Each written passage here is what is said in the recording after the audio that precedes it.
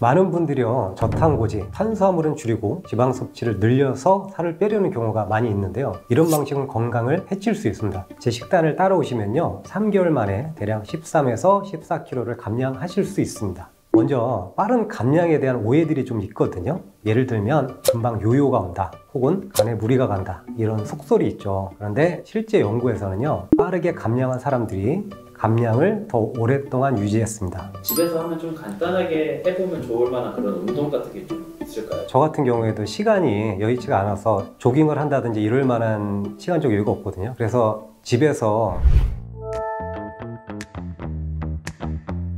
안녕하세요. 저는 구로척척의원과 국민한의원을 동시 진료 중인 의사이자 한의사 장찬웅 원장입니다. 만능닥터 제이의 건강도서관이라는 유튜브 채널도 운영 중이니 많은 관심 부탁드리겠습니다. 살을 빼려고 하는데 효과는 좋지만 사람들이 좀 잘못 알고 있는 다이어트 방법이 있을까요? 많은 분들이요, 저탄고지, 탄수화물은 줄이고 지방 섭취를 늘려서 살을 빼려는 경우가 많이 있는데요. 이런 방식은 건강을 해칠 수 있습니다. 왜냐하면요, 저탄고지를 하시면 콜레스테롤이 많아져서 심장병이 더 많이 생기거든요. 그래서 오히려 탄수화물을 충분히 섭취를 하셔야 되는데요. 여기서 중요한 것은 탄수화물의 질입니다. 빵, 떡, 면, 흰쌀밥 같은 정제 탄수화물의 양을 줄이고 미네랄, 식이섬유가 풍부한 송곡물 섭취를 늘리셔야 심장병이나 암이 덜 생기게 됩니다. 오히려요, 아침을 거르는 사람들은 혈당이 더 불안정해졌고요, 대사질환이나 암이 더 증가했으니까 간헐적 단식을 하시더라도 아침은 꼭 챙겨 드시고요. 또 당뇨가 있으신 분들은 끼니를 거르시게 되면 저혈당이 올 수 있으니까 특히 주의가 필요합니다.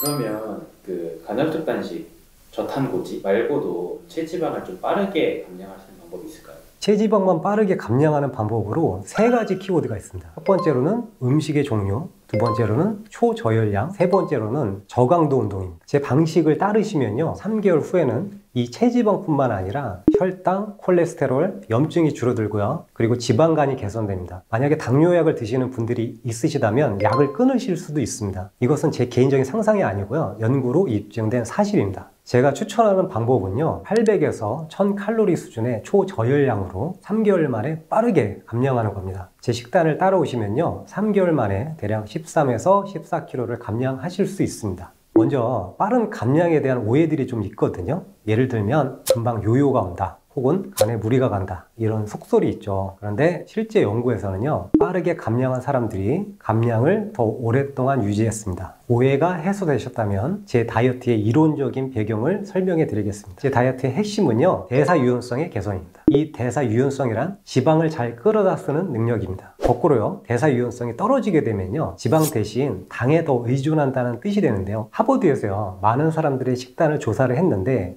요거트, 통곡물, 견과류, 채소는요, 먹는 횟수가 많을수록요, 체중이 더 감소했습니다. 반대로 정제 탄수화물, 과일 주스, 가공육이나 붉은 고기는요, 먹는 횟수가 많을수록 체중이 더 증가했습니다. 저는 이런 이론을 기반으로 해서 제 식단을 짰습니다. 아침은 그릭 요거트에 오트밀과 블루베리를 섞어 먹습니다. 점심은요, 오이, 당근, 가지 등의 식이섬유와 식물성 단백질인 두부를 먹습니다. 오후 4시 정도 되면 좀 출출하거든요. 그러니까 아몬드 등 견과류 한 움큼과 통곡식빵 한 조각을 먹었습니다. 저녁에는요, 오메가3가 풍부한 생선 한 조각을 먹었습니다. 이런 식으로 하루 4끼 대략 800에서 1000칼로리를 맞춥니다. 조리가 많이 필요하지도 않아서요, 준비하기도 굉장히 쉽습니다.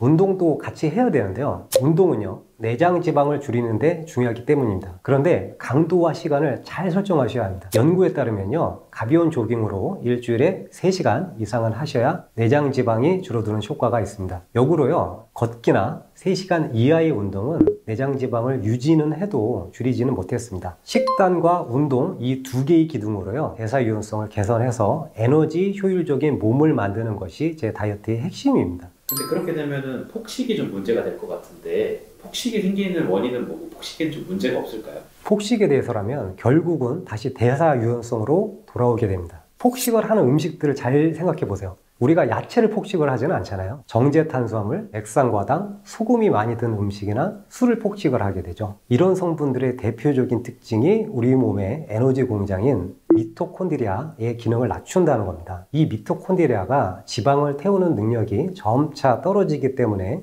우리는 더 당에 의존할 수밖에 없고요, 그래서 더 폭식하는 악순환이 되는 것입니다. 이것은 중독인데요, 즉 폭식은 중독이라고 할 수 있습니다.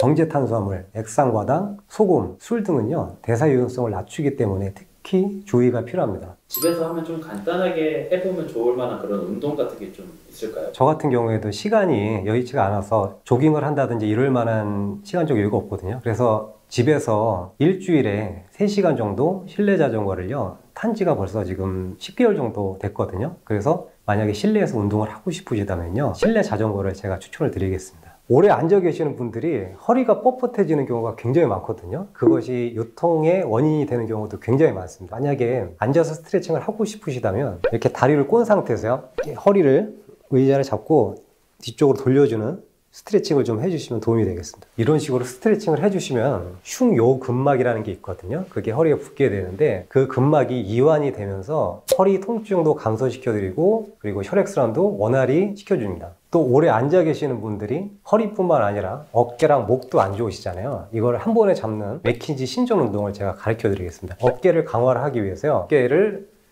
뒤쪽으로 모아줍니다. 그러면서 목을 뒤쪽으로 신전시켜줍니다.